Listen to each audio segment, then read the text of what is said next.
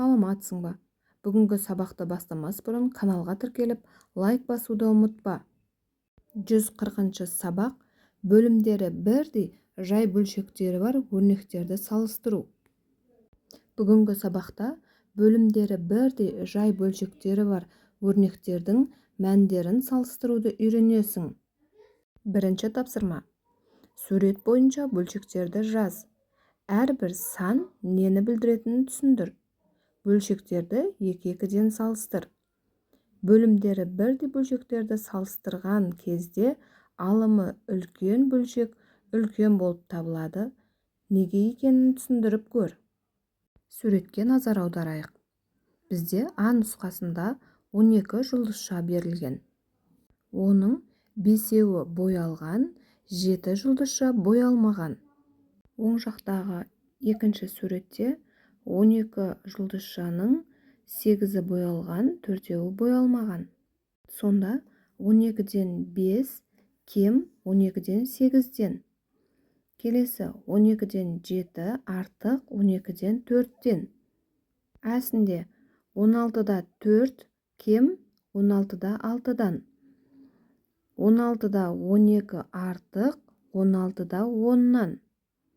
Екінші есеп. Бөлімдері бірдей бөлшектерді қосу ережесін есіңе түсір. Есепте. Біріншісі 90-да 35 қосу 90-да 33 қосу 90-да 8 тең. Егер бөлімдері бірдей болатын болса, бөлімі сол өзгерісі жазылады дағыны алымына 35 қосу 33 қосу 8 жазылады. Тең. Алымдарын бір-біріне қосып шықсақ 76 шығады. Сонда 90-да 76 деген бөлшек сан шығады екен. Екіншісі 45-те 14 азайту, жақшаның ішінде 45-те 12 қосу 45-тен 1 жақша жабылған тең. Ең бірінші жақшаның ішін орындап аламыз. Ол үшін 45-те 14 азайту жазып аламыз да 45-те 12-ге 45-те 1-ді қосамыз. Бөлімдері бірдей 45-тің өзі жазылады дағыны 12-ге 1-ді қоссақ 13, сонда 45-те 13 тең. Екеуін азайтатын болсақ, бөлімдері бірдей 45-тің өзі жазылады, 14-тен 13-ті азайтсақ 1 қалады. Сонда 45-те 1 болады екен. Үшіншісі 190-да 70 азайту, жақша ашылған 190-да 15 қосу 190-да 20 жақша жабылған тең. Бірінші 190-дан 70 жазып қоямыз дағыны жақшаның ішін орындап аламыз. Бөліміндегі 190-ның өзін жазамыз дағыны алымдарын қосамыз. 15-ке 20-ны қосамыз 35, 190-да 35. Енді 190-да 70-тен 190-да 35-ті азайтамыз. Бөліміндегі 190-ның өзін жазамыз, 70-тен 35-ті азайтамыз, 35 қалады. Сонда 190-да 35. Төртінші есеп.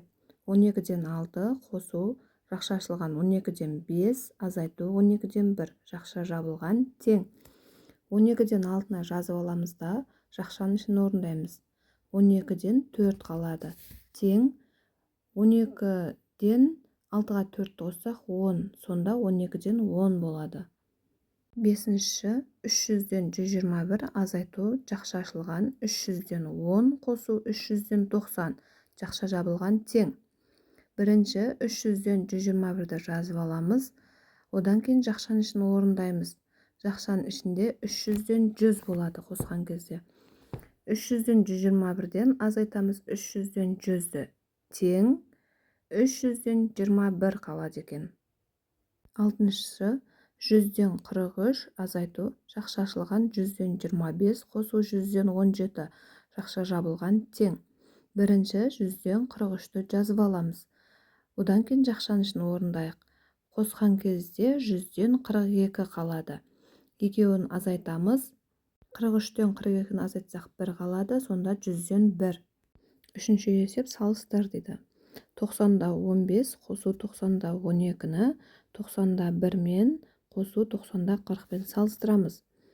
Бірінші қосып алсақ 90 бөлімі өзі жазылады дағыны алымы 27 болады. 90-да 27 кем 90-да 41-ден. Келесі 120-да 77 қосу 120-да 42-ні салыстырамыз. 120-да 61 қосу 120-да 21. Қосып есептеп алсақ, 120-да 119 артық 120-да 82-ден. Келесі 12-ден 2 азайту 12-ден 1 салыстырамыз. 12-ден 5 азайту 12-де 2. Бөлімдері 12 жазылаттағыны есептеп алсақ, 12-ден 1 кем 12-ден 3-ден. Келесі 30-да 5 қосу 30-да 3 салыстырамыз. 30-да 5-ден қосу 30-да 2-ден. Қосып есептеп алсақ, 30-да 8 артық 30-да 7-ден. Төртінші тапсырма. Берілген сандардың 3-тен 1 және 10-нан 1 бөлігін тап дейді. 360 мыңның 3-тен 1 бөлігін табу үшін 360 мыңды 3-ке бөлемізде 1 бөлігін аламыз. 360 мыңды 3-ке бөлсек 120 мың шығады. 120 мыңды 1-ге көбейтсек 120 мыңның өзі шығады. 360 мыңның 10-нан 1 бөлігін табу үшін 360 мыңды 10-ға бөлемізде 1 бөлігін аламыз. 10-ға бөлсек 36 мың шығады. Келесі 420 мыңның 3-тен 1 бөлігі табу үшін 420 мыңды 3-ке бөлемізде 1 бөлігін аламыз. 420 мыңды 3-ке бөлсек 140 мың шығады. Оны 1-ге көбейтеміз 140 мың. 420 мыңның 10-нан 1 бөлігін табу үшін 420 мыңды бөлеміз 10-ға, көбейтеміз 1-ге. Сонда 42 мың шығады. Келесі 27 мың. 27 мыңның 3-тен 1 бөлігін табу үшін 3-ке бөлеміз, 1-ге көбейтеміз. Сонда 9 мың шығады. Ал 27 мыңның 10-нан 1 бөлігін табу үшін 27 мыңды 10-ға бөлеміз де 1-ге көбейтеміз. Сонда 2700 шығады. Келесі 3 мыңның 3-тен 1 бөлігін табу үшін 3 мыңды 3-ке бөлеміз де 1-ге көбейтеміз. Сонда 1000 шығады. 3 мыңның 10-нан 1 бөлігін табу үшін 3 мыңды 10-ға бөлеміз де 1-ге көбейтеміз. Сонда 300 шығады. Бесінші тапсырма есепте дейді. Біріншісі 30-да 8 қосу 30-да 4 қосу 30-дан 6 тең алымдарын бір-біріне қосып шығамыз. 8 қосу 4 қосу 6 бөлімін 30-ды жазамыз. Сонда тең 30-дан 18 шығады. Екінші 70-те 64 азайту жақшашылған 70-тен 5 қосу 70-тен 26 тең 70-тен 64-ті жазамыз. Азайту 5-ке 26-ны қоссақ 31. Сонда 70-те 31 тең 70-тің өзін жазамыз. 64-тен 31-ті азайтсақ 33. Сонда 70-тен 33. Үшінші 60-тан 34 қосу 60-тан 8 қосу жақша ашылған 60-тан 40 азайту 60-тан 16 жақша жабылған тең. 60-тан 34-ке қосамыз 60-тан 8-ді. Сонда 60-тан 42 болады. Оған қосамыз, жақшаның ішін орындаймыз. 41-ден 16-ны азайтсақ 25. Сонда 60-тан 25 тең 42-ке 25-ті қосамыз 67. Сонда 60-тан 67 болады. Төртінші 15-тен 10 қосу жақша ашылған 15-тен 14 азайту 15-тен 4 жақша жабылған тең. 15-тен 10-ды жазып аламыз. Қосу 14-тен 4-ті азайтсақ 10 қалады. Сонда 15-тен 10 тең 15-тің өзі жазылаттағыны 10-ға 10-ды қоссақ 20. Сонда 15-тен 20 болады. Келесі 67-ден 13 азайту 67-ден 6 жақшаның ішінде. Азайту 67-ден 6 тең. Бірінші жақшаның ішін орындап алсақ 13-ден 6-ны азайтсақ 7. Сонда 67-ден 7 азайту 67-ден 6 тең 67-ден 1 қалады. Келесі 46-дан 28 азайту 46 жақшаның ішінде 46-дан 30 азайту 46-дан 2 тең. 46-дан 28-ді жазып қоямыз. Жақшаның ішін орындаймыз. 30-дан 2-ні азайтсақ 28. 46-дан 28 тең 46-дан 28-ден 46-дан 28 азайтсақ 0 қалады. Алтыншы тапсырма есепті шығар.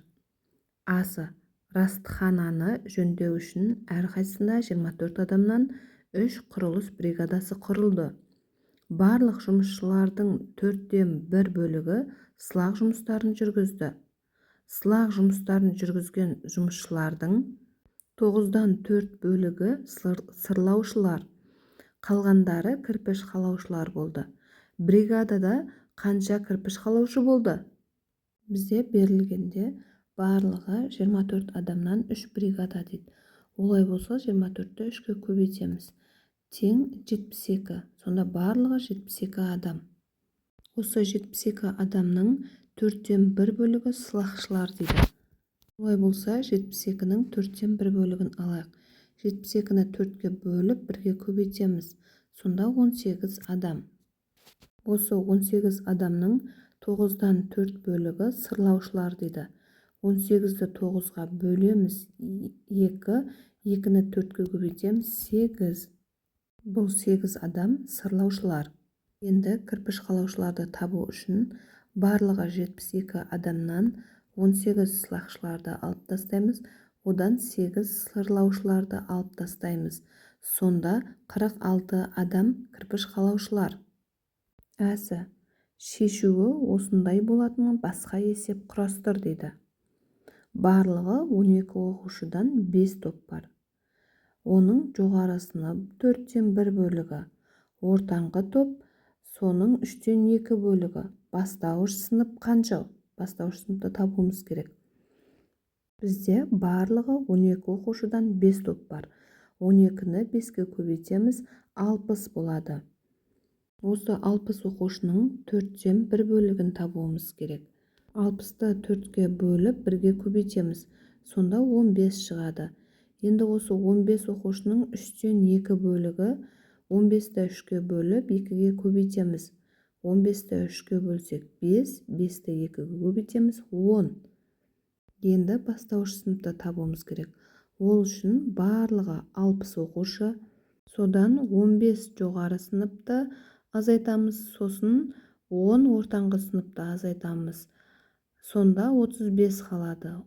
35 оқушы бар екен бастауыш сыныпта. 7-ші тапсырма салыстыр дейді. 4/1 тәулікті 1 минутқа айналдырып аламыз. Bir тәулікте 24 сағат бар. 4 сағаттың 4/1 бөлігінде 6 сағат бар. Осы 6 сағатты минутқа айналдыру үшін 60 минутқа көбейтем. Сонда 6-ны 60-ға көбейтсек 360 минут. Енді соны 340 минутпен салыстыратын болсақ, 360 минут үлкен болады. Келесі 2/1 сағатта 30 минут бар. Оны 35 минутпен салыстырамыз, сонда 35 минут үлкен болады. Келесі 2/1 тәулікте 12 сағат бар.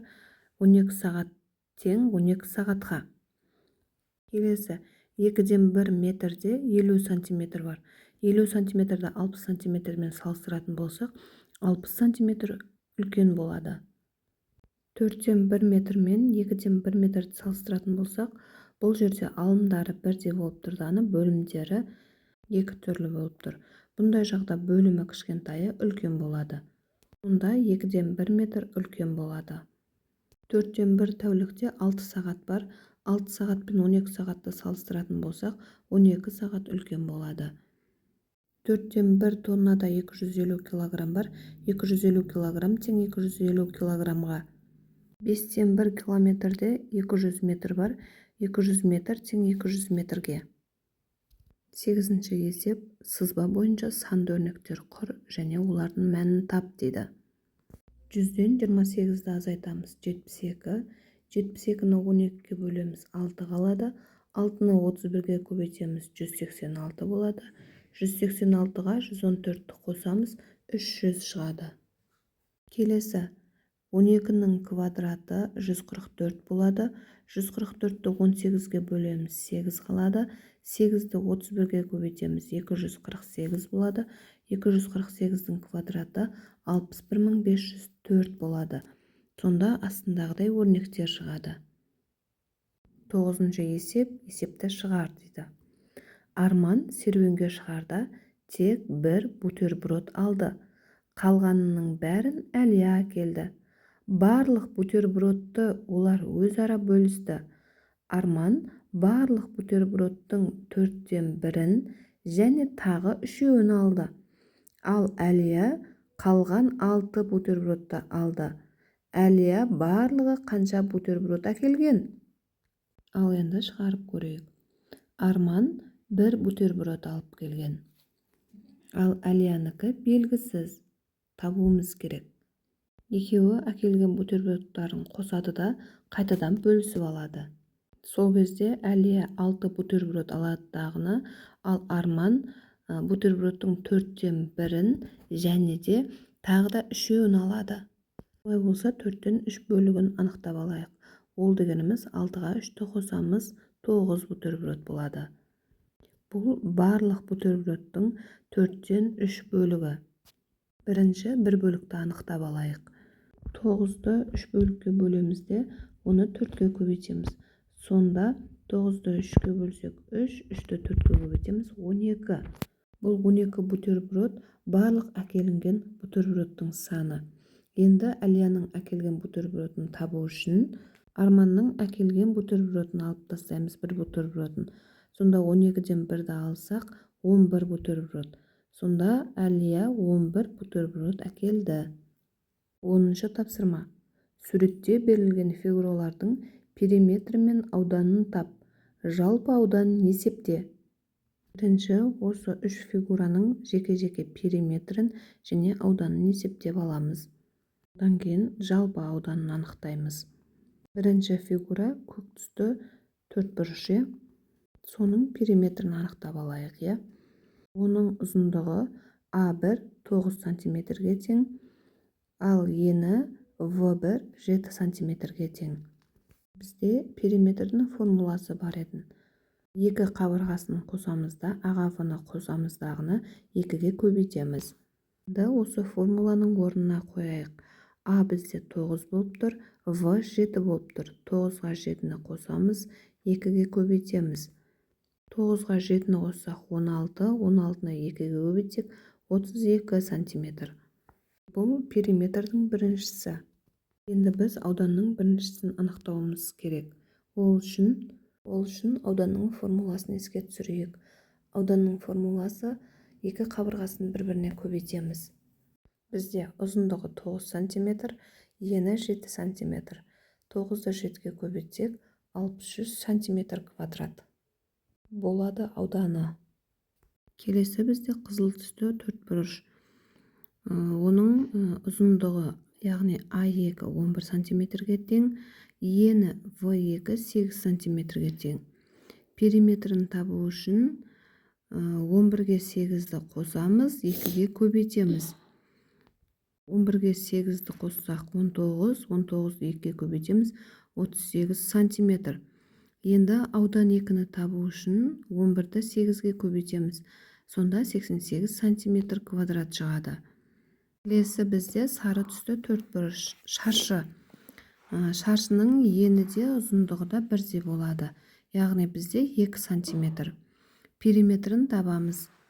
Периметр 3-ті табу үшін 2-нің квадраты 4 сантиметр болады. Аудан 3-ті табу үшін 2-ні 2-ге көбейтеміз, 4 сантиметр квадрат болады. Енді жалпы ауданды табу үшін S1, S2, S3-ті бір-біріне қосып шығамыз. 63-ге 88-ді қосамыз, оған 4-ті қосамыз. Тең болады 155 сантиметр квадрат. 11-ші тапсырма. Амалдардың орындалу ретін анықтап, өрнектердің мәнін тап дейді. Ең бірінші бізде жақшаның ішіндегі көбейту амалы болады. 250-ді 560-ға көбейтіп аламыз. Одан кейінгі екінші көбейту амалы. 451-ді 260-ға көбейтіп аламыз. Үшінші амал, осы екі бір-біріне көбейтіліп алған көбейтіндіні бір-бірінен азайтамыз. Осыдан шыққан саннан 10.260-ды азайтамыз. Бұл төртінші амал. Осы жақшадан шыққан сандарды бөлеміз 192-ге. Бұл 5-ші амал. 6-шы амал, бөлуді орындап аламыз. және 5-ші амал мен 6-шы амалды бір-біріне қосып аламыз. Бұл 7-ші амал. Соңында өрнектің мәні 221 шығады. Келесі 1-ші амал. 1-ші жақшанышын орындап аламыз. Екінші жақшанышын орындап аламыз азайтуды. 3-ші амал. 2 жақшаны бір-бірінен бөліп аламыз. 4-ші амал. Судан шыққан санды 3-ке көбейтеміз. 5-ші амал. Бөлуді орындап аламыз. 4-ші амалдан 5-ші амалды азайтамыз. Ол 6-шы амал орындалады. Сонда шығады 17611. 12-ші есепті шығар. Айна 11 жаста, ал оның апайы 47 жаста.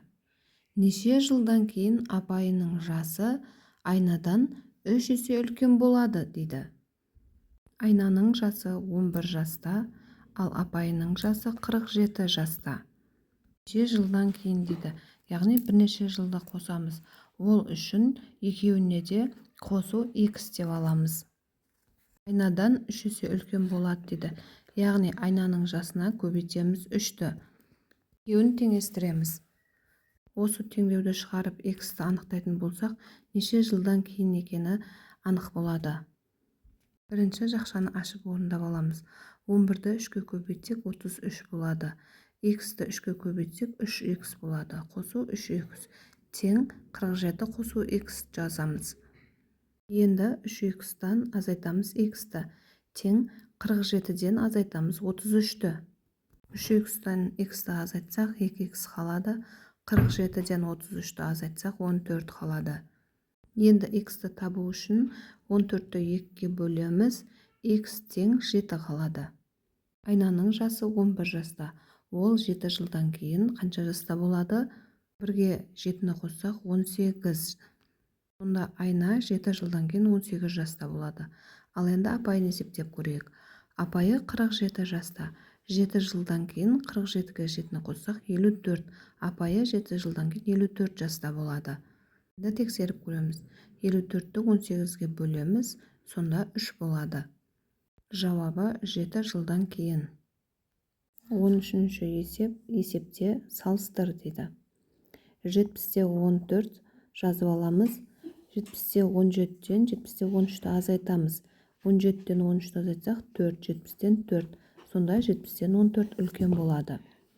Келесі 100-ден 13-ті жазып қоямыз. 100-ден 17-ден 17-ге 55-ті қосамыз. 72. Сонда 100-де 72. 100-ден 13-тен 100-ден 72 үлкен. Келесі 80-нен 32-ні жазып қоямыз. 80-нен 11-ге 19-ті қосамыз. Сонда 80-нен 30 шығады. 80-нен 32 үлкен 80-нен 30-дан. Келесі 9-дан 2-ні жазып қоямыз. 6-дан 5-ті азайтамыз 1, 9-дан 1. 9-дан 2 үлкен 9-дан 1-ден. Бүгінгі сабағымыз осымен аяқталды. Келесі сабақты көру үшін каналға тіркеліп лайк басып кет. Келесі сабақта кездескенше.